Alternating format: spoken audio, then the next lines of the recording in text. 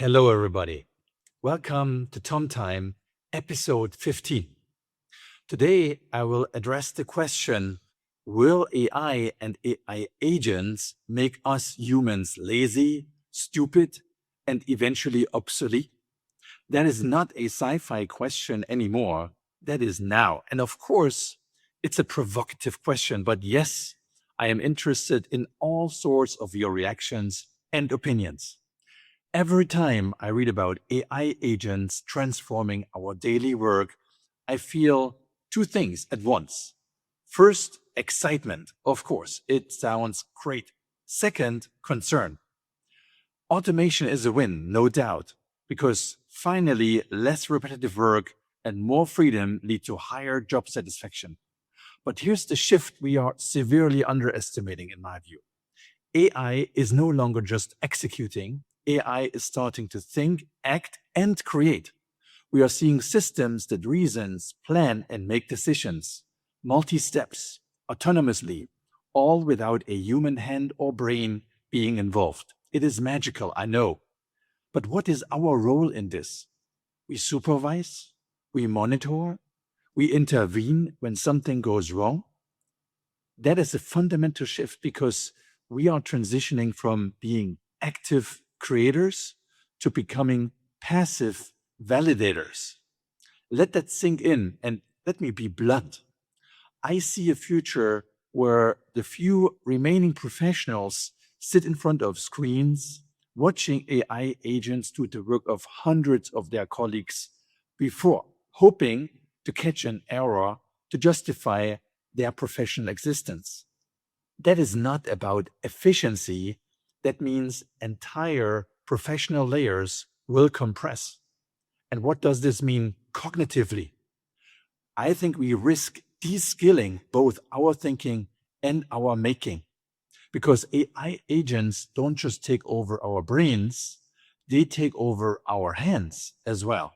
Now, let me tell you a story. Recently, I was at a restaurant. The chef and his apprentice came to my table proudly presenting pastries they had spent more than a day creating. They even counted the number. They had done 21 pieces. What struck me wasn't just the taste, it was what these two people embodied: knowledge, their brains active; skill, their hands active; meaning, creating a human experience and impact, something that I will remember for a long time. That is not nostalgia, this is science, and the cognitive scientists call this distributed intelligence. The idea that human capability is not just in the brain, but it is in the intersection between mind, body, and environment. And I am convinced that is how our future jobs should be wired. The data actually backs that up. According to the World Economic Forum, there will be 170 million new jobs created within the next 5 years, many of them in care, education, and of course, services.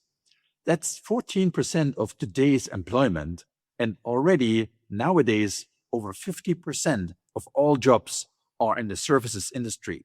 Healthcare, education, social services have been driving 26% of job growth. Where will the growth happen in the future? In care economy, in education, in reskilling, on the manual front lines, and in skilled worker manual roles. In other words, our future is not purely digital and should not be.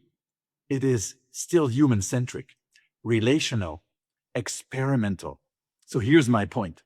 The future of human work will not be defined by smart brains alone or creative hands alone. It will be defined by the integration of both. This is where the opportunity lies for us and for our children.